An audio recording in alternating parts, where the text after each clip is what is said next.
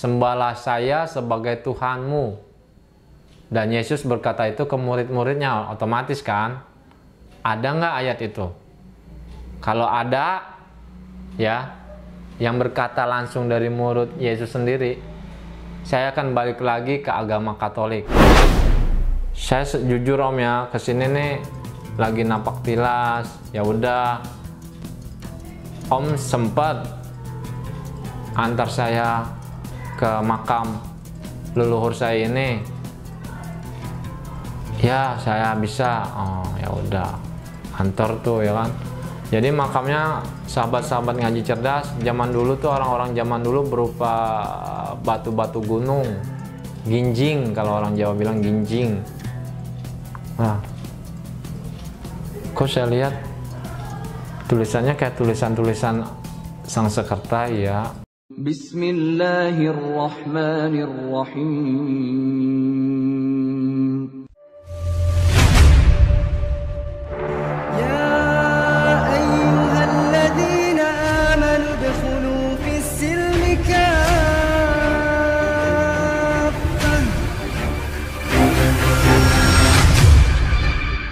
Nah, dengan menikahi istri saya yang baru ini, saya tetap masih bekerja di Antv ya kan.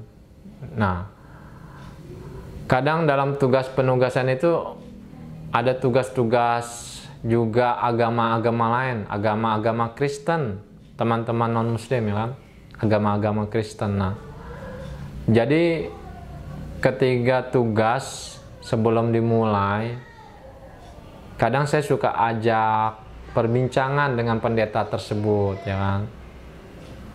Pendeta itu memandang saya sebagai seorang Islam karena saya ketiga tugas, kadang saya habis sholat Jumat masih dalam pakaian kopiah ya kan, kayak gitu.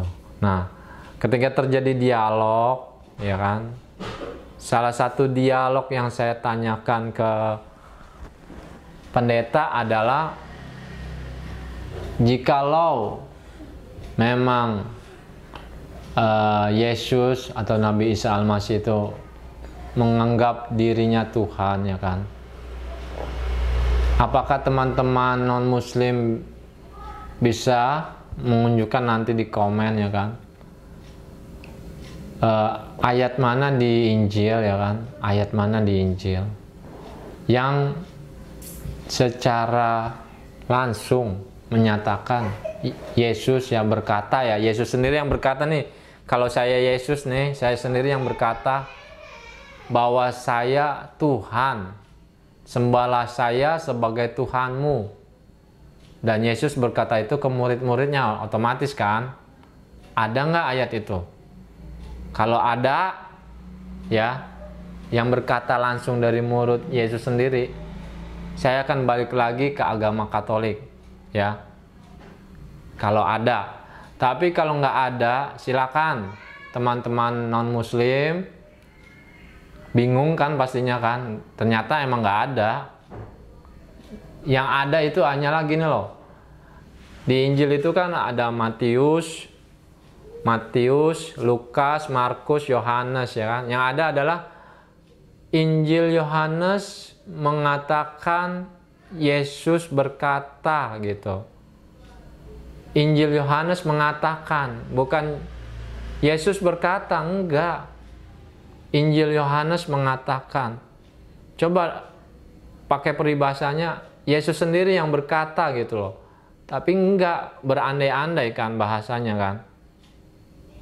Iya kan? Misalnya, aku ini adalah Tuhan Allah gitu. Sebenarnya tafsirnya gini loh. Ketika Yesus bilang sebagai Lord atau Tuhan di dalam bahasa Inggris ya, sebenarnya kata Lord itu nggak identik dengan Tuhan ya. Jadi kalau baca Injil, bacalah menyeluruh dari atas ayat 1 atau sampai selesai. Lord yang dimaksud adalah Tuan Guru. Jadi ke-12 murid itu memanggil Yesus sebagai Tuan Guru, sebagai guru, sebagai pendeta, sebagai ustadz. tidak lebih dari itu. Ingat, tidak sebagai Tuhan, ya. Tidak ada ayat yang berkata bahwa Yesus sendiri berkata, aku adalah Tuhanmu, sembahlah aku. Nggak ada. Ya, jadi jangan mengingkari itu. Nah, disitulah pendeta itu bingung. Kok saya bisa tahu sampai sejauh itu? Satu, ya kan. Kedua, jika memang Yesus Tuhan, ya, ini kepada teman-teman non-muslim nih, sahabat-sahabat ngaji cerdas, ya kan. Jika memang Yesus itu Tuhan, kenapa, ya kan? Kenapa Yesus sendiri harus disalib? Kan Yesus punya kekuatan yang luar biasa, mukjizat, ya kan? Dan kalian tahu itu semua, mukjizat, ya kan? Disalib, ya.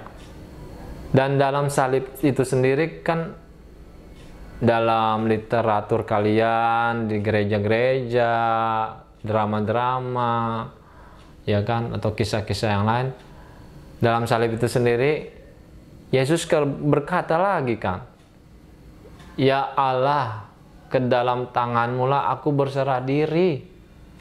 Tuh, artinya Yesus tuh lagi berdoa. Kalau bicara berdoa, ya, kalau dia Tuhan, harusnya dia menyelamatkan diri, ya kan, hilang kek, ya kan, atau sakti mandraguna kek, ditusuk nggak berdarah, ya. Jadi apakah Anda yakin, teman-teman non-muslim, bahwa kisah penyaliban itu adalah Yesus sendiri yang ada di situ, ya? Balik lagi kepada keyakinan kalian. Kalau saya meyakini, ya, yang disalib itu adalah salah satu dari murid Yesus atau Nabi Isa Al-Masih. Yang disalib itu adalah muridnya, ya, muridnya yang sebagai pengkhianat ada di dalam Al-Quran, ya.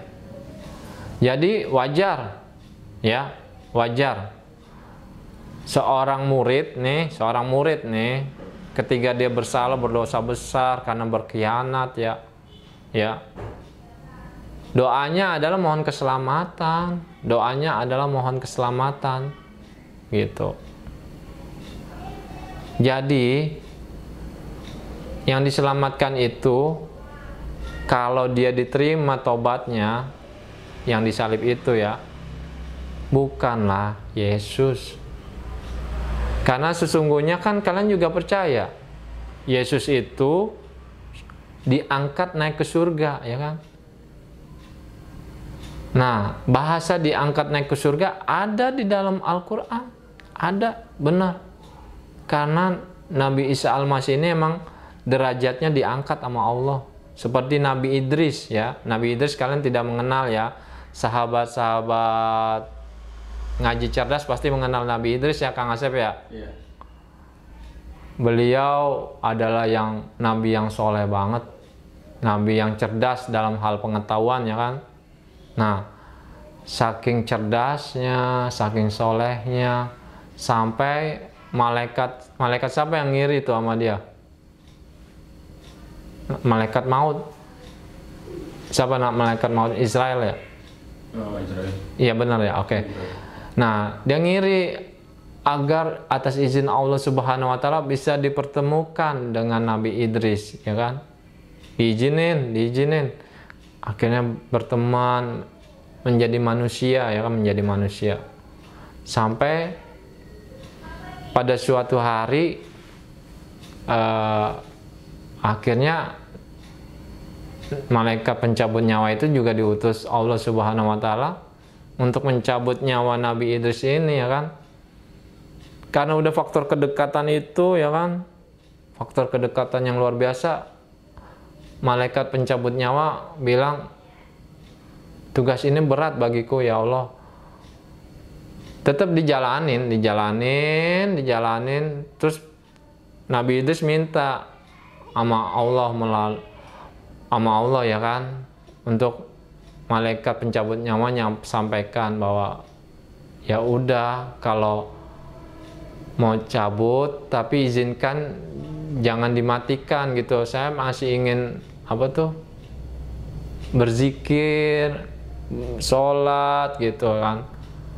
Atas izin Allah Subhanahu wa Ta'ala, Nabi Idris ini tidak dimatikan, alhamdulillah. Entah ditaruh di langit keberapa, sama dengan Nabi Isa Al-Masih atau Yesus ya kan, sama dengan Nabi Qadir ya, ada lagi ya gini ya, yang sampai sekarang misterius nih, karena atas izin Allah Subhanahu wa Ta'ala Nabi Khidir ini akan bersama Imam Mahdi atau gimana ya, iya kayak gitu, akan membantu memberikan petunjuk Imam Mahdinya yang mana ini ya, okay. Insya Allah. Kepada sahabat-sahabat ngaji cerdas ya kan, setelah saya menjadi muslim di tahun 2016 itu ya kan, karena saya merasakan manfaatnya yang luar biasa dalam hidup saya ya kan, meskipun saya harus apa ya, oh ya, saya juga kenal salah satu tokoh lagi, Dr. Zakir Naik. Nah, dialah tokoh saya setelah Moko Ginta ya. Dia dari Kondang Internasional. Alhamdulillah saya dipertemukan beliau di Bekasi, di Gor Bekasi. Segala video YouTube-nya saya tonton. Nah, untuk teman-teman muslim silakan lihat Dr. Zakir Naik ya. Insya Allah dapat petunjuk dan hidayah dari sana, insya Allah, atas izin Allah. Nah, sahabat-sahabat muslim, sahabat-sahabat ngaji cerdas ya kan. Jadi melalui Dr. Zakir Naik ini, pesan-pesannya adalah bahwa kita ini sebagai seorang muslim atau muslimah harus berhati-hati dalam menuntut, menimba Islam, ilmu agama Islam. Karena Islam sendiri, kata Dr. Zakir Naik, adalah kehati-hatian ya. Kehati-hatian. Karena ketika kita nanti salah jalan, kita akan salah selamanya, kata Dr. Zakir Naik. Tapi dengan kehati-hatian, sedikit, itu lebih baik daripada ingin caplok semuanya tapi malah salah jalan ya. Insya Allah, sahabat-sahabat muslim yang terlahir lebih muslim duluan lebih baik dan lebih cerdas ya kan, sahabat-sahabat ngaji cerdas ya kan.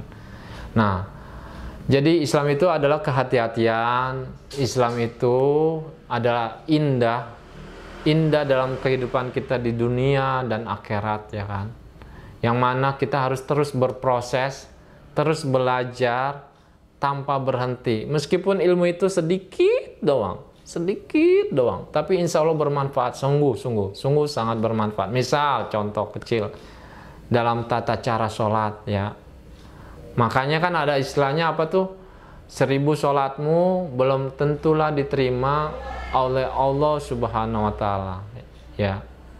Karena memang ada hukum-hukum sholat itu ya kan, dari mulai wudhunya ya kan, bacaan niatannya, bahkan tata cara apanya tuh, Allahu Akbarnya, tata cara rukutnya, sujudnya, posisi kaki kita, jari kaki kita, itu semua ternyata disunahkan. Ada, insya Allah ada petunjuk itu. Silakan sahabat-sahabat ngaji cerdas cari tahu sendiri. Karena ketika memang posisi-posisi itu tidak baik atau salah, belum tentulah diterima ke sholat kita ya kan. Belum tentulah diterima sholat kita. Apakah sahabat-sahabat ngaji cerdas tidak sayang sholat 1000 tahun atau seusia waktunya azal datang nanti bagi kalian tidak diterima sholatnya? Kan sayang, mumpung hidup ya kan, mumpung diberikan rahmat Allah Subhanahu wa Ta'ala, cari tahulah saudara. Bukan saya ingin mengasih tahu, tapi insya Allah saudara-saudara, sahabat-sahabat ngaji cerdas lebih tahu dari saya. Amin. Nah, itu satu, Islam itu kehati-hatian, Islam itu berproses yang tidak kenal umur ya, tidak kenal usia.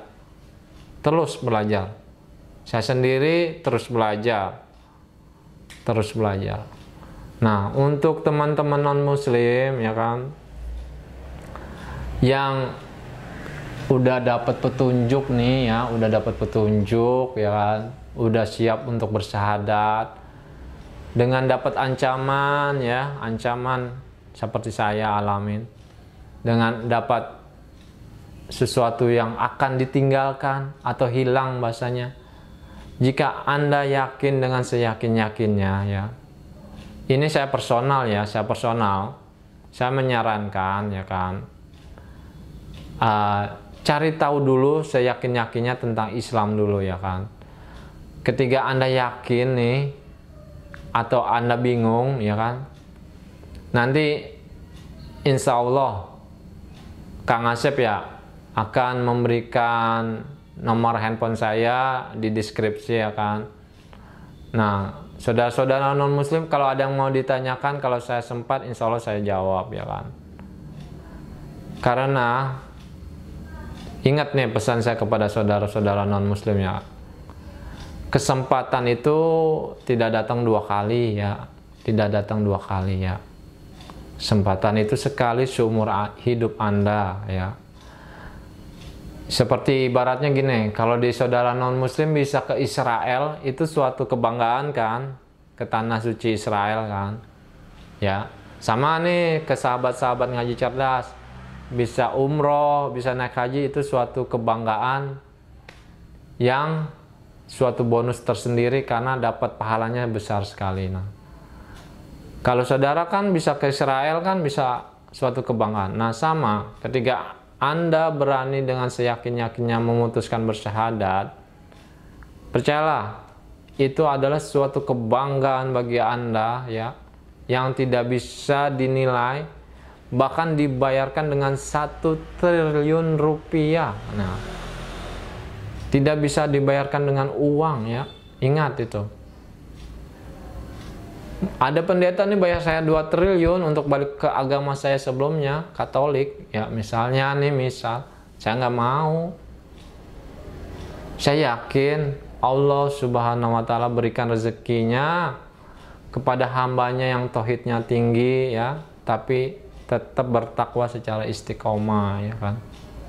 Jadi jangan ragu, pesan saya, yakin bahwa di balik itu semua, di balik ujian ya, makanya nih saya berpesan kepada saudara-saudara non muslim, teman-teman non muslim ya kan, ketika mau bersyahadat ya, carilah petunjuk Islam yang sebaik-baiknya ya, sesungguh-sesungguhnya. Karena memang maaf, Islam sendiri di Indonesia ada istilah Islam Nusantara ya, itu salah, itu salah. Personal nih, personal, balik lagi kepada Anda. Ada yang bilang Islam Nusantara itu lebih baik, itu personal ya. Bagi saya salah itu ya. Islam itu adalah agama yang turun langsung dari Allah Subhanahu wa Ta'ala, agama yang disempurnakan melalui utusannya Nabi Muhammad SAW. Sempurna karena ketetapannya adalah hukum-hukum Allah Subhanahu wa Ta'ala yang dicontohkan melalui Nabi Muhammad SAW. Jadi yuk teman-teman non muslim, jangan ada keraguan. Insya Allah kalau Anda ada keraguan di sekitar Anda, ada yang akan menolong. Misalnya di Kupang ya kan, misalnya di Jogja ada yang menolong. Kalau di Depok sendiri, kalau situ mau kontak saya, insya Allah saya tolong ya kan.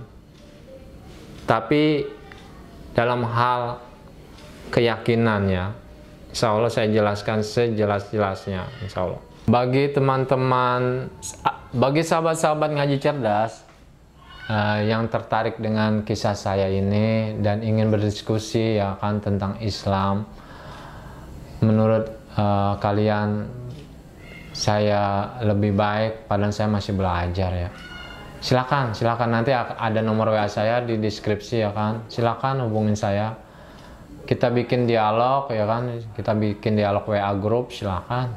Apalagi nanti saya jelaskan di situ juga maksud saya kenapa diskusi, karena sesungguhnya itu juga ya, Islam itu juga harus berpolitik ya kan, Islam itu harus mempunyai wawasan sebagai kenegaraan, karena kalau tidak kita akan dipimpin oleh kaum minoritas, dan itu bahayanya nanti ke undang-undang, ke peraturan kehidup kita sehari-hari.